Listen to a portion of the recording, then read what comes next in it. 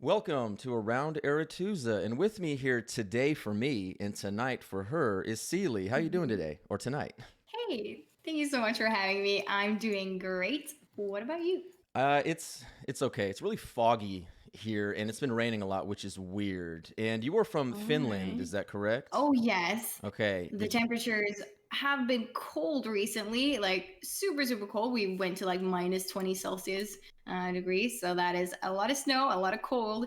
Can't go out for a couple of minutes without freezing your face off. So, Okay, so minus 20 Celsius. Now, obviously, yeah. American over here. We're on the hmm imperialist, so it's Fahrenheit. So I think minus 20 Celsius would be somewhere, I think, in like the teens or maybe like single digits. For me, it's below freezing. I know that. I'm not a Yes. science major, but I know freezing is 0 for Celsius and 32 for Fahrenheit. So has there been a lot of No. snow there, or is it just cold? There's been snow finally. December was very dark, not a lot of snow, and then January came around, and whoa, it's really difficult. You get this extra workout when you walk outside just because of the amount of snow that you have to hike through wherever you go. So yeah, there's quite a lot of it right now. The only time I've been around snow. I was born in Hawaii because my dad was Air Oh, Force. So no snow there unless you're going to the top of the volcano there. Krakatoa? No, it's not Krakatoa. Oh, I can't remember what it was. But then we moved to Wyoming. And Wyoming all is right. like this central western area. It's up there. Basically, that's the only time I've ever really had snow because now I'm in Texas and we just get ice. hmm And people are always like, oh, when it snows in Texas, people lose their minds. It's like, no, we don't get snow. Everything gets iced over. And because we only get Oof. it maybe once a year, like no one really prepares for it and no one especially knows how to drive on it. And so Right, and then everything is just chaos. yeah. And that's the funny thing. I live in a country where we should expect that it is snowing every year, but for some reason, trams are stuck, cars are stuck, traffic is crazy, everything just happens. So no matter if it snows a bit more than once a year, so unprepared. At least here in Helsinki, down south, like the very south of Finland is where I live in, and the city does get quite chaotic whenever there's a lot of snowfall and yeah. I would think the cities would be better prepared. Oh, because now that I mentioned that, my parents lived in this very rural place in Kentucky, like northern Kentucky. And I went up there for Oh, a okay. Christmas, and there was 28 inches of snow that dropped Huh. almost overnight. And they were not in a city. Where they weren't even clearing the roads. Like they were snowed in. And when I mean snowed in, it wasn't, oh, well, businesses are closed. It was like, no, the road had 2 feet of snow on it and no one was coming to clear it. And to there, I'm thinking like, Oh okay, no. yeah, like I don't know how. I guess it's just a different life. I've only known city life, and things don't get closed down, including like a global pandemic like now. So, Of course, yeah. how That has that that has been? been crazy. Yeah, so how has that been where you live? The whole basically, it's been almost a year. We're coming up on a year. Yeah, that's insane. I just talked with my friend yesterday walking outside. Obviously, everyone here is wearing masks and all of that stuff. And just thinking back that 1 year ago, if someone would have told us that this is what it'll look like, that would be pretty unbelievable in a way. Just how much everything's changed. Of course, places are closed. You can't really do much other than stay at home. It is something Finns like to do in winter time anyway, so in that regard, maybe not that bad. But any kind of cultural stuff you'd like to go, like museums, everything has to be closed, which is definitely understandable and good. In the grand scheme of things, like Finland has been doing okay compared to the rest of the EU or Europe in general. So it's kind of a nice thing, but it's definitely very present in every day. So are Yeah, grocery stores open? yeah, they're open, but Okay. definitely like ordering food online has been a lot more popular. I feel like that's kind of a American thing. Do you like have any of those services where you can like get these deliveries daily, and then you can basically make a meal of whatever they get you. We definitely have that, and we have delivery Yeah. from grocery stores. But something I have never done was your DoorDash. That's the main one I use, your Uber Eats, your actual Yeah. delivery from restaurants. I never really did that. I would order takeout from Okay. Chinese or pizza, the popular ones like that. But I was always just Hmm. skeptical about getting delivery from like a McDonald's or some fast food or, Chipotle or something, and Yeah. it being like a normal person picking it up. But with COVID, I have been doing that, I don't know, 5 times a week. Like Yeah. you can say I did it literally Friday night and I did it Saturday night because Hmm. even with every time I sit in there and I'm like, do I really want to make a meal? And especially that's just laziness there. But like the weekdays I get home, full day of school, practice and all that. And I'm like, I do not want to devote an hour to prepping a Yeah. meal, cooking the meal, and then cleaning it. And so I have been completely addicted to ordering food. And I don't know if All that right. is that definitely seems to be a more American thing. But with where you're at, is it more of getting like actual groceries delivered? No, I mean it's that too, but yeah, the delivery service has been a thing for, I would say, a couple of years now, kind of like trendy thing.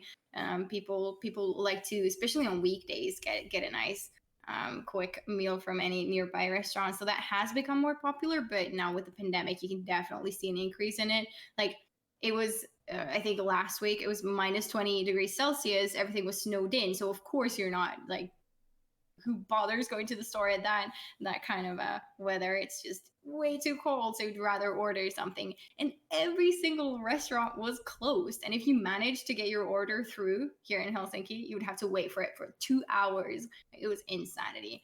But definitely a helpful thing in those situations. The only issue is that a lot of people think it's worth going for. So then you might have to wait a little bit for your food, but all good still. I'm glad that option exists for Yeah, sure. and that definitely would help, especially after, say, streaming for a long time. And you just got Oh finished yes. with a streaming session. And what got you into streaming specifically, but also Gwent?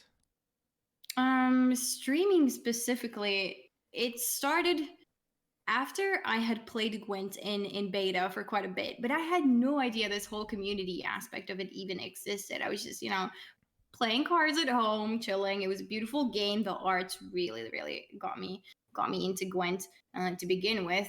And the funny thing is, how it all started was I had played The Witcher 3, didn't really enjoy Gwent in The Witcher 3. Then I kept getting this ad wherever I would go. It was like this Gwent ad on the internet saying, download Gwent and play now, play for free. And I just kept on getting it. I was like, I'll finally download it then, because it's the Witcher universe. And I was kind of wanting more content from there. So I did end up downloading it and enjoyed it a lot, played a lot in open beta, but didn't really know anything about the Twitch scene or any competitive stuff going on in Gwent. And then I stumbled upon, I think, some kind of a Play Gwent article, something on the website promoting a tournament that I then was able to watch live on CD Projekt Red's Twitch channel. I remember seeing Radu Andrada and Freddy Babes fight it out, and I think it was one of the opens or challengers. And yeah, that really, I was like, wow, there's this whole community aspect to everything. And then I found Twitch and I started watching streamers, and I was like, this seems fun. Like it's a really good vibe, and um people just talking about different things. You have music playing in the background. I just liked having a stream open when I would do other things because it was just so comfortable. It was kind of like this extra noise in the background feeling, giving you this very cozy feeling, and of course, helping you in understanding the game as well. So that's kind of how the Twitch thing came into it all. And I just figured after a couple of months of watching Twitch, I was like, well, I want to do that too. And so I just went for it, I guess. See, you're very good at interacting with the chat. And to me, that's always the hardest balance to find is, especially a card game where you have to pay attention and quote, play it competitively. Maybe not full on, oh, I have to win this, but you're still trying to Yeah. win. So how do you Oh, for find sure. that balance or how did you adjust to that of giving enough attention to the game, but also making sure you're interacting with chat? That is still something I struggle with a little bit today. I do notice that the game, if I get very excited about a conversation or any kind of topic, it definitely kind of becomes this background thing at times. And you make funny plays and misplays and stuff like that. But at the end of the day, I've kind of decided that I will always prioritize the interactions and the chat, because that's kind of what I set out to do when I started streaming. I just wanted to be that stream that you can click on. You can get this good vibe from it. You can enjoy it. You can talk to people about anything really. Like, it doesn't even have to be game related. I just wanted to open up that kind of community for anyone who just feels like they want someone to talk to. They want to laugh with someone.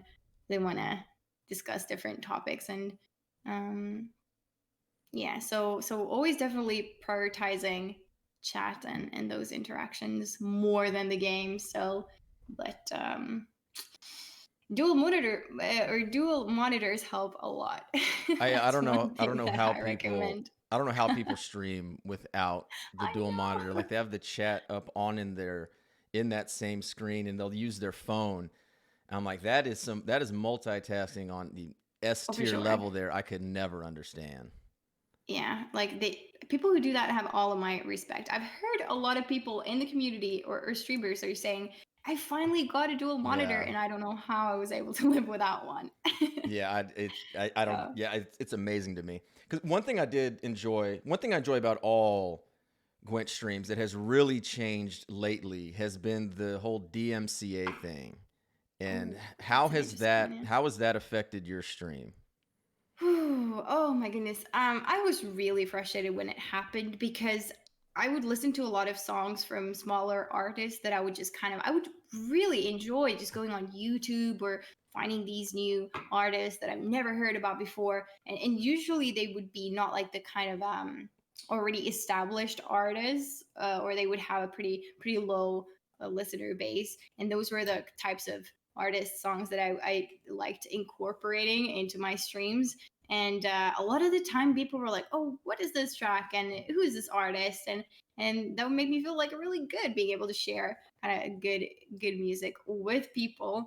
But of course the DMCA happened, so no more of that was allowed.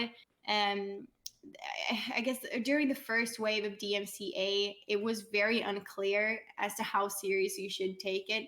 And at the time, I didn't realize it was as serious as it was. So I kind of continued playing those songs and I never got flagged for the songs. And I still think that it would kind of fly under the radar.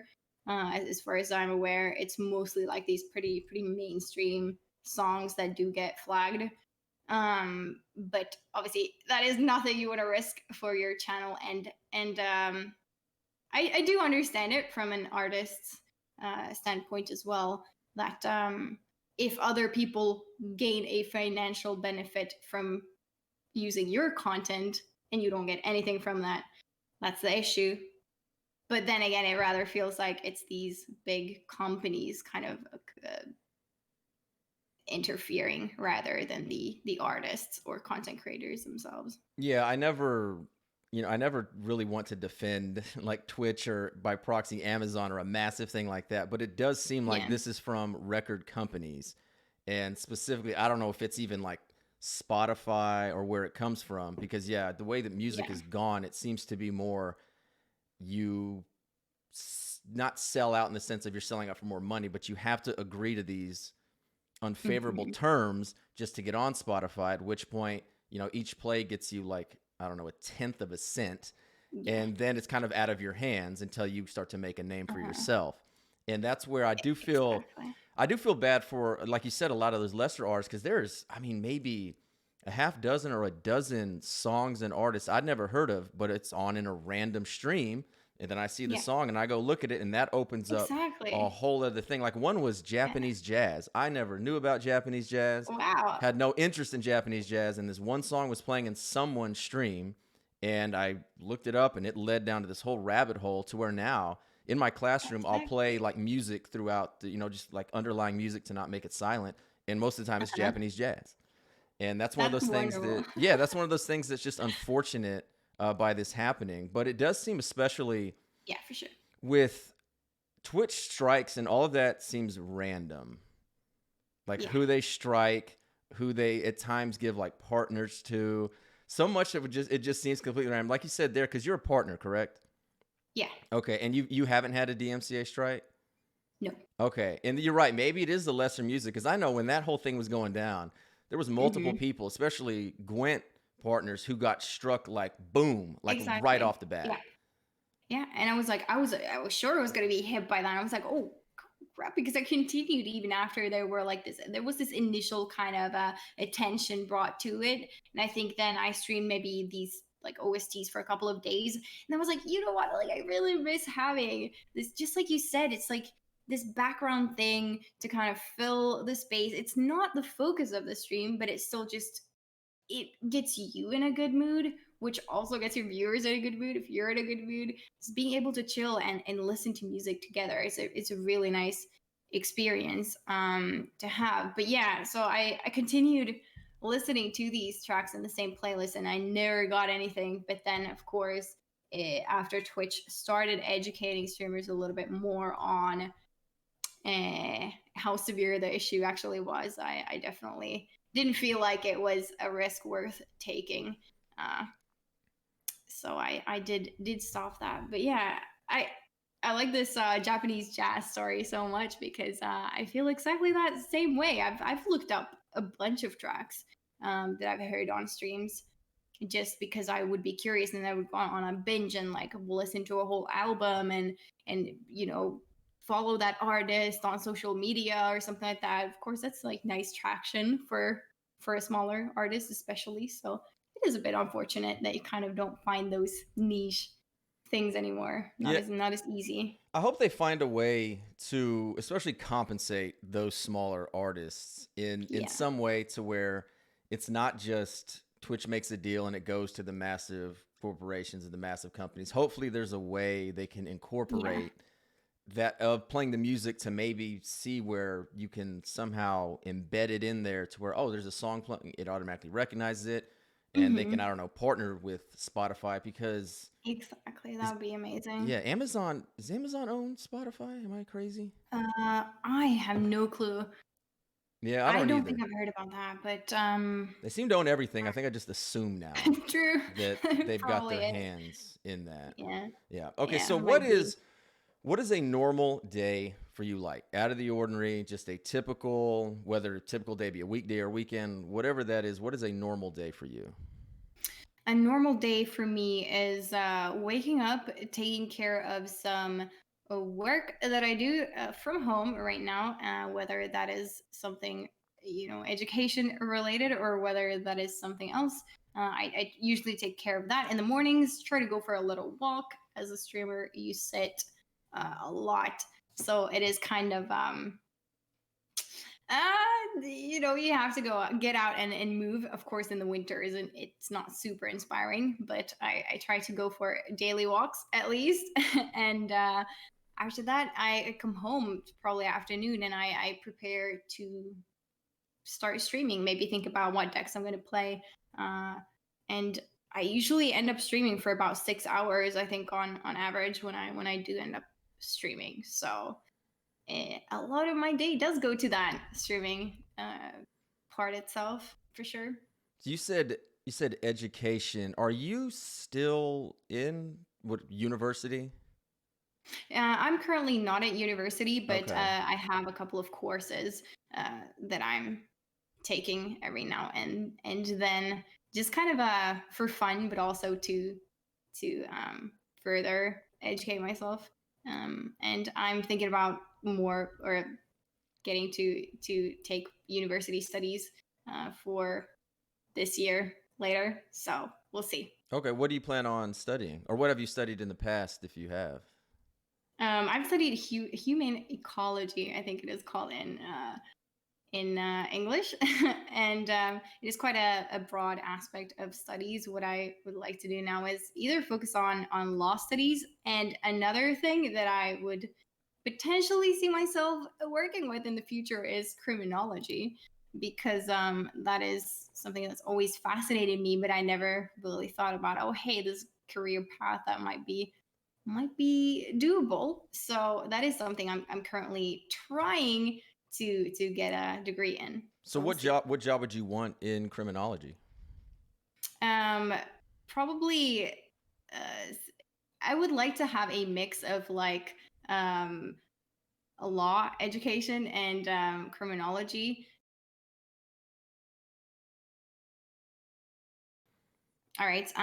But yeah, I would like to solve things. Something like solving old cases would be really fascinating to me. Maybe it's just because I'm completely obsessed with true crime and I live and breathe every kind of true crime podcast and documentary that exists. So Okay, might just be that, perfect. but What I it's who very fascinating. Okay, who I need to have on more so Yeah. is my fiance. She is her major. She was a double major in criminology and sociology.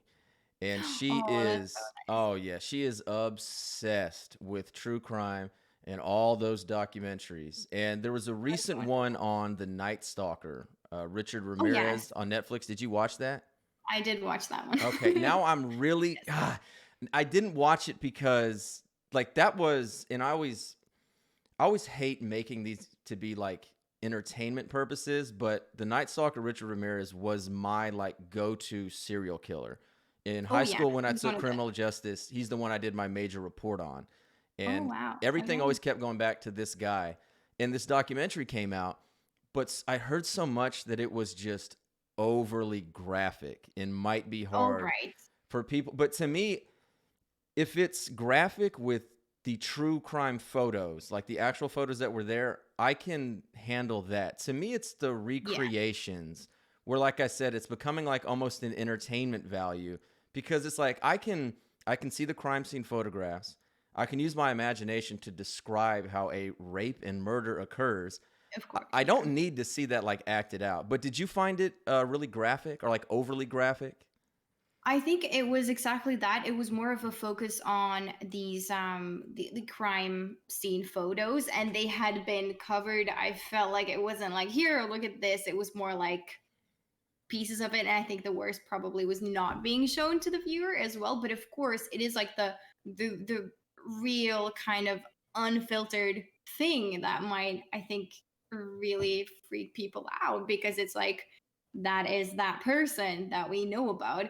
When you talk about like recreating these things, I totally agree with you on this point. But I feel like maybe it's a little bit easier for people to take in general, because you can think, oh, it's, it is not real, these are actors. You can kind of just associate that and be like, yeah, it's not really real, even though we are talking about something real that did happen. But when you see the crime scene photos, it's more like, yeah, this is reality and horrible things can happen. So I've never been able to fully pin down why Lindsay, my fiance, is so into true crime. I'll ask her about Yeah. it because, again, she will just watch it all day. And there are some shows, and not like the true crime documentaries. I'm fine with those, but shows like Criminal Minds. If Oh you, yeah. I literally have finally like asked her or told her like, please do not watch that when I'm around because Oh no. every time she's watching it and I walk in, it's always a woman just shrieking and screaming and it's so visceral. I'm like, It my is. imagination is too vivid. I don't want to know. So finally, she will not watch that.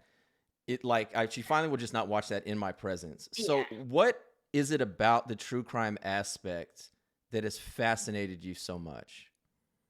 I think it's the psychology aspect of it all. Like, what is it that causes the switch to kind of flick in a person? What is it that pushes you? And kind of this whole, is it the environment that shapes you into something? Is it your personality? Is it genetics? All of that. Like, the things that people are capable of doing, they're horrible and gruesome, but it is so foreign because you cannot put yourself in like a person that would act like that. It's very hard to put yourself in that person's shoes and empathize with them. Sorry, and in any kind of way. So just trying to understand what happens and what leads to it. Is it a series of events? Is it something that's always been there? That's kind of the aspect that really fascinates me. I guess the whole human psychology behind it. And that's what scares me the most, almost, because I can reconcile and I can understand where, okay, we've got a serial killer, he's a rapist and murderer, he's a serial killer. And then you look back into it and he had a terrible childhood. It was an Exactly. abusive household. He was sick. All of that makes sense. Okay, fine. It's the environment. It's the ones where it's the chemicals in the brain and it's where Hmm. that changes it that scares me. And I just so happened to see something about, I was looking up like basketball coaches or something, and one Oh had yeah. died of a brain tumor. And I clicked on what type of Okay. brain tumor it was, and it was like the most aggressive form of brain tumor. And one of the things that showed in there was changes in behavior and personality. And that scares the hell out of me, that you can just have a tumor Yeah. growing in your brain that literally makes you violent. And to me, it's Exactly. always, yeah, whenever somebody does something, it's, oh, this person's crazy, they're violent, lock Right. them up, throw away the key, or blah, blah, blah. But then you look at it and it's like, what do you do with people who literally have a chemical imbalance and they're acting like this Exactly. because of something they can't control? Yeah, and like there have been a lot of conversations. I don't know, you know more about this than me. American football. There is Oh, something yeah. apparently that can cause, CTE. certain like Yeah. CE exactly. Yeah. And wasn't it? I saw this documentary. Was it, what was his name? Hernandez or something? A American football Aaron player that, Hernandez. Yeah. yeah, yeah, exactly. That committed these crazy crimes and didn't seem like the person that was ever going to do anything like it. And then they basically did confirm that that was something that he suffered from that might have caused him to those extremities. And yeah, it's scary. Yeah, there was a linebacker named Junior Seau, and he Yeah, was like the top linebacker back in the 90s when I was growing up. Everybody knew who this guy was.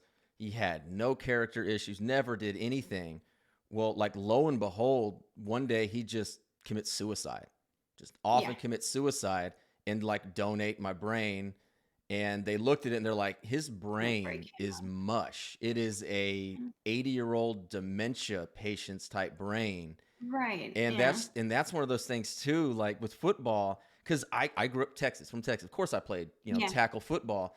And right, back then, like now again, I coach basketball. Anytime a kid hits their head, it is go see that trainer, and it is protocol after protocol. And one kid earlier slammed his head against the wall, was like, no, I'm fine, I'm fine. He was out for 7 to 10 days because he entered that okay, concussion protocol. But I remember when I was a kid, time after time, I'm going over the middle and I just get flattened. And I just, next thing yeah. I know, I wake It's up and there's a smelling salt under my head and they're doing the thing with the eyes. And I'm like, no, I'm good. I'm good. Okay, he's awake. All right, go back in. And like that, it's funny. Like, it's funny now to think what we did that. But now I'm like, oh my God, how many people my that would be there age, by now. yeah, how many people my age, their brain is just a ticking time bomb. And it's just, Exactly. I don't know. It's stuff like that that I just don't know, like what you do. I just don't know.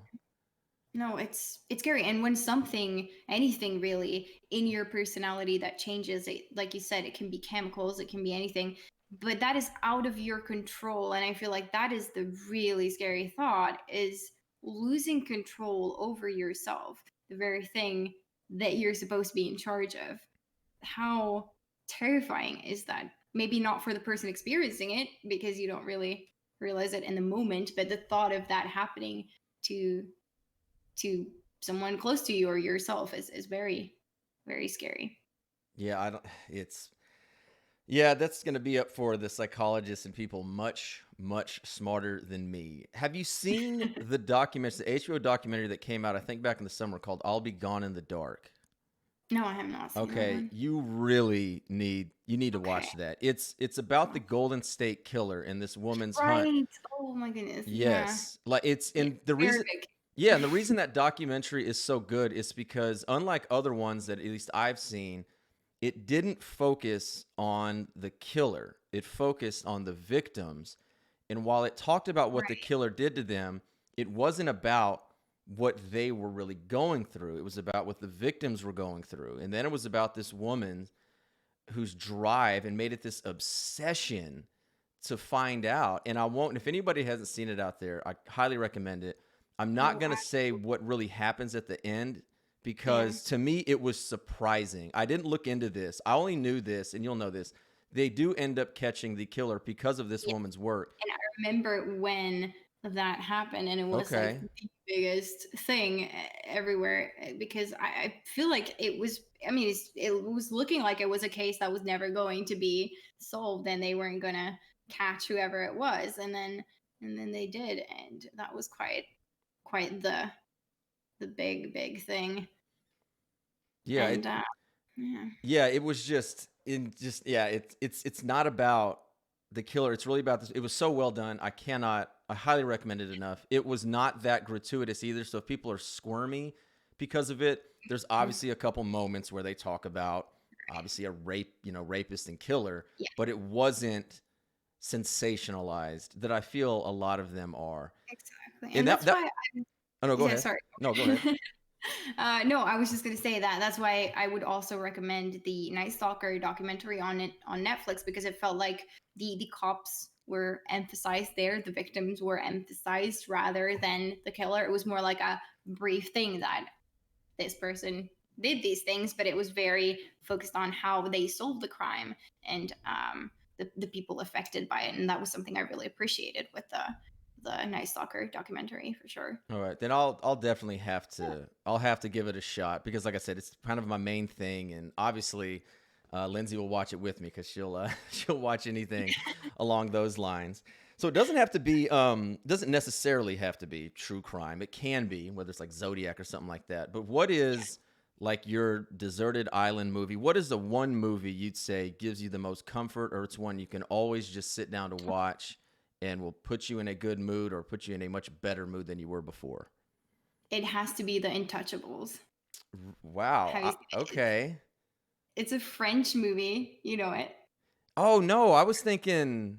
No, go ahead. There's an Untouchables that's about Al Yeah, Capone. Oh, it is that one. exactly. It's not that one. It's not that one. Oh, No, okay. yeah, people confuse it because there are two with the same name, but this is a French movie about a real story inspired kind of feel good movie about this French rich man who is paralyzed, and then he gets help from this younger guy that doesn't really want to be there and is full of attitude and kind of helps him through life, and they become the best of friends. And just a really good feel good story. And I don't know, I've seen that movie probably 20 times, but I could go for it over and over again. I Wh- love it so much. when did that come out? Oh, I can't remember the year. Okay. Like 2008, 2000, around that time, I would say. But I do know that there was a Americanized version of it with was it Kevin Hart and someone else acting. With Hmm. Kevin. Oh, really? Oh, the I only think one. it was. Yeah, I What I, haven't seen that okay, one. what I thought there was a movie that I've seen Lindsay watch that was about it was a guy who got paralyzed and I can't remember Hmm. his name, but Amelia Clark was a woman who came and like Oh, helped him and they like fell in love. I think it was all based right. Yeah. on a book. I I don't remember. remember what it was called. Yeah. Yeah. Okay, I thought that's the one that you were gonna say. It's kind of similar, probably. Yeah, they But just didn't fall in love. They were just no, friends. they were just friends. Oh, it's very Yeah, wholesome. no, it's a very wholesome movie. Bit of a shedding tears is kind of you can't avoid that when watching that movie, but it's just very wholesome and yeah. Why is Every it time I watch it, I just feel so much better. okay? Why is it called The Untouchables? I have no idea what it's called. I think it's just Oh. translated from French, I suppose, and that was the Oh, yeah, closest yeah. translation. Yeah. Those translations can be really, really Oh crazy. I've seen in yes. other countries. Yes. Yeah. Okay, so you're part of obviously Team Aretuza, Yeah. and you were actually part of like because I was looking up the profiles and I was like, oh, you're under management. Look at That's that. true.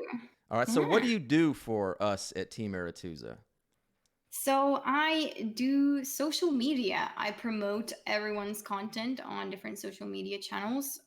We created the Discord public server as well. That got a revamp, and now I check it out and make sure everything is running smoothly there, as well as just updating any articles, new stuff happening in Discord, Reddit, Twitter. The most active, I guess, social media for Artuza is currently just the activity on Twitter, where everything really comes gets promoted when individual creators publish it themselves.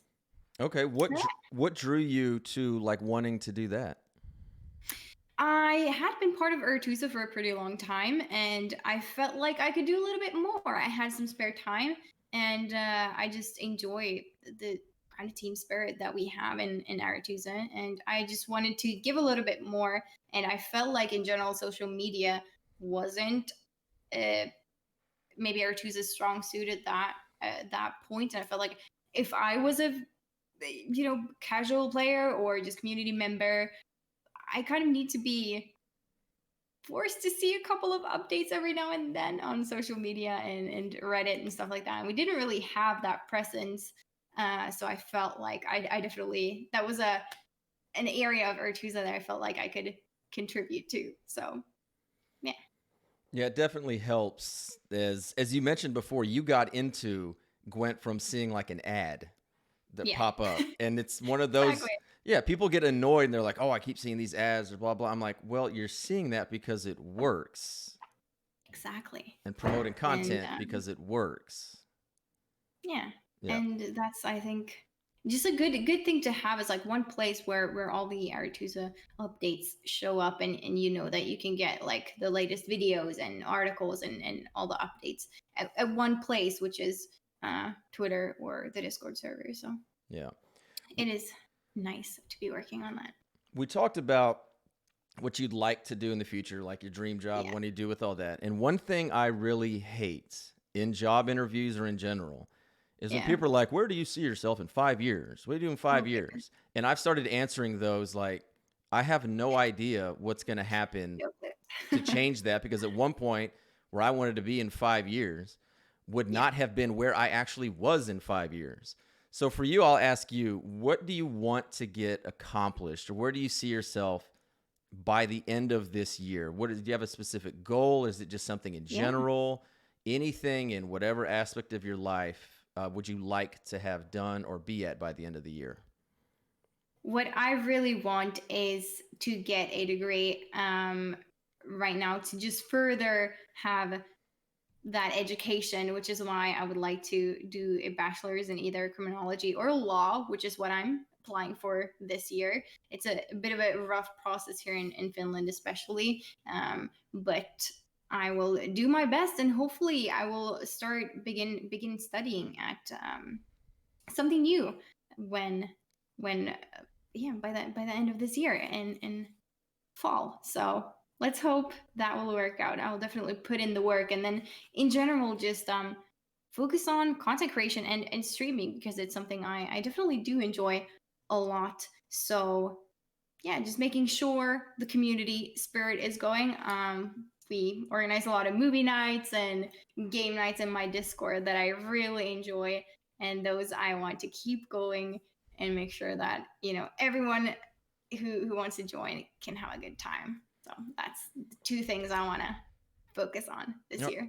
So with getting that degree, maybe if your 5 year plan, or in 5 years, you will be solving, I don't know, does Finland have a cold case Golden State style killer? Oh yes.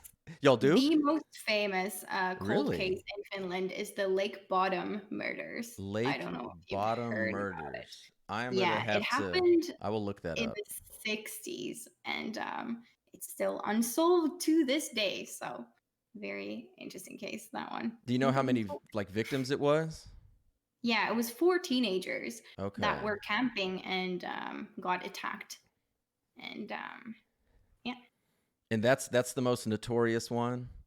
yes, See, that's just that really makes me sad, because like four people getting killed in America is like yeah, I don't know, a weekend.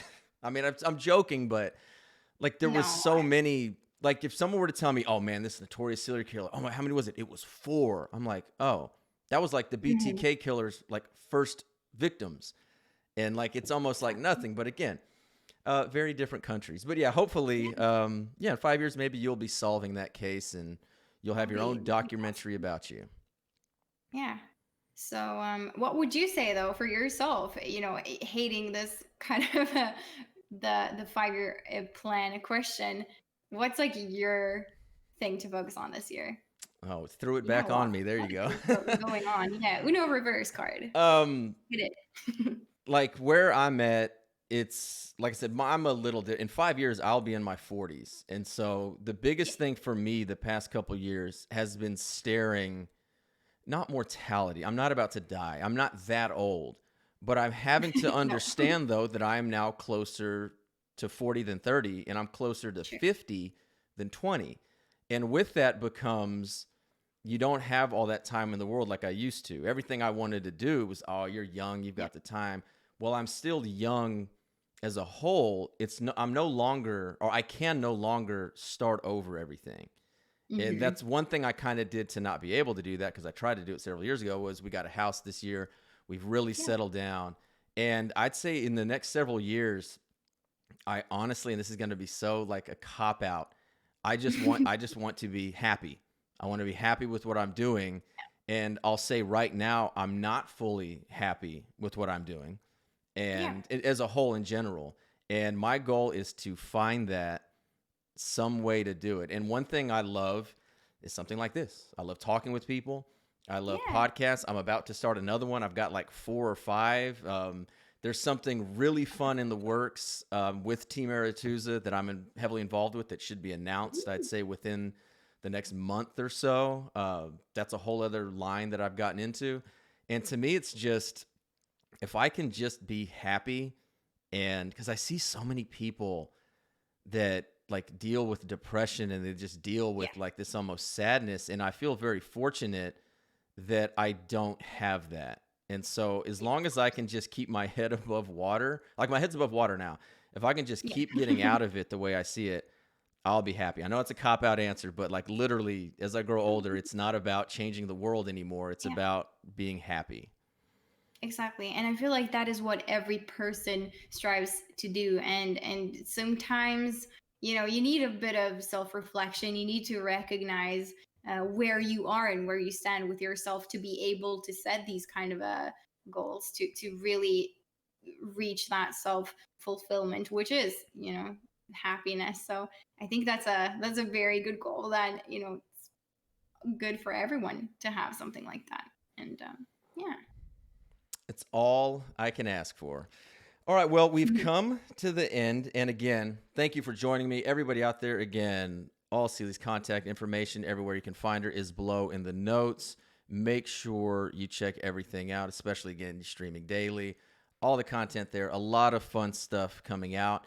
And what I always do at the end is I put the guests on the spot, and I always try to draw it out a little bit more, is to give us some words of wisdom. And it can be Oh serious, goodness. it can be funny, it can be anything out there that you would like to tell the audience to leave them with. Okay. Well, I will tell you that any time that you spend doing something that you enjoy doing, whether that is playing video games, reading a nice book, taking a day off, running, whatever, all of that, that is time well spent. And that's how you want to spend your time. So, especially when, sometimes you feel like you should constantly be on the go, you should constantly focus on bettering something and doing this and doing that, make sure to take a breather and say that, hey, I'm enjoying myself right now. And that's a good thing. Sometimes you can take that time to yourself, and I wish that everyone can do that.